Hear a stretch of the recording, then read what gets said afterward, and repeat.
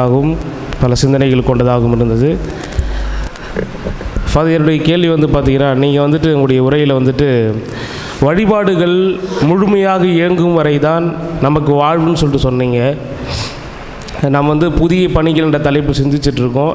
பார்க்கும்பொழுது நம்முடைய பங்குகள்லாம் பங்கு பணியாளர்களை போடும்போது, அருட்தந்தைகளை போடும்போது 5 ஆண்டுகளுக்கு ஒரு அருட்பணியாளர் நியமிக்கிறோம்.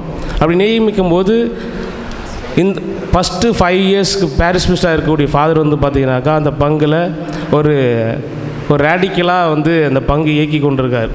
மக்களை வெறும் ஆன்மீகத்தில் மட்டும் மூழ்கடிக்காமல் அறிவு சார்ந்த சமூகம் சார்ந்த சித்தாந்தங்களோடு மக்களை வழி நடத்துகிறாரு. பல புதிய பணிகளை ஏறி எடுக்கிறார். அப்படி பண்ணிகிட்டு இருக்கும்போது அந்த 5 ஆண்டுகள் அந்த பங்கு தந்தையை அந்த பங்கை முடித்து விட்டு வேறு பங்குக்கு போகும்போது அந்த ஃபாதர் இந்த பங்கில் இன்னொரு பங்கு தந்தை வராங்க 5 ஆண்டுக்கு. இந்த பங்கு தந்தை பார்த்தீங்கன்னாக்கா ஆன்மீக தந்தை, மக்களை அறிவு சார்ந்த முறையிலோ இல்லது சமூகம் சார்ந்த முறையிலோ ஈடுபடுத்த விருப்பமில்லாத ஒரு தந்தை. ஆன்மீகத்திலே மக்களை மூழ்கடிக்க வேண்டும். ஆன்மீகம் என்பது சமணர்கள் பேசக்கூடிய ஆன்மீகம் அல்லாமல், தமிழ் பேசக்கூடிய ஆன்மீகம் அல்லாமல் அல்லேலூயா ஆன்மீகம். இப்படி இருக்கின்ற பொழுது நம்ம வழிபாடுகள் எப்படியாக இருக்க வேண்டும்?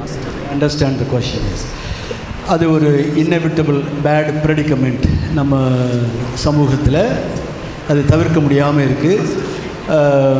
ஆனால் மக்களுக்கு intuitively they will understand the worth of the breeze.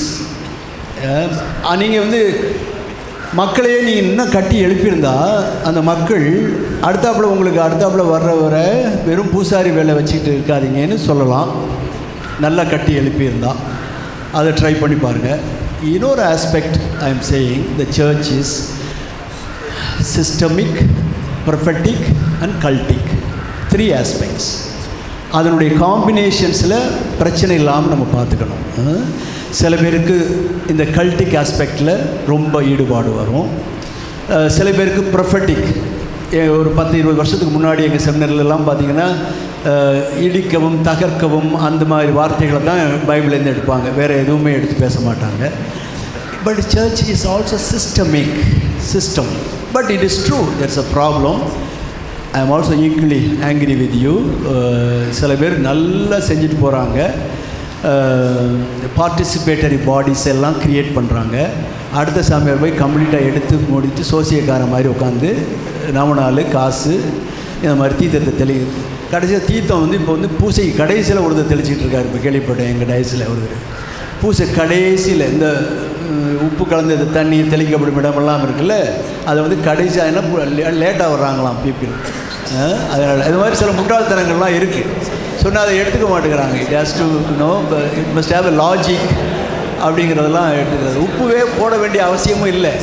எங்கே தண்ணியில் குடிக்க முடியாத போர்ட்டபிள் வாட்டர் இல்லையோ அங்கே உப்பு போட்டு தண்ணி குடிக்கிறது ஆஃப்ரிக்கன் கண்ட்ரீஸில். அங்கே தான் நீங்கள் மிஸ்ஸல்லே எடுத்து முதல்ல படித்து பாருங்கள். மிஸ்ஸல்லே இருக்குது.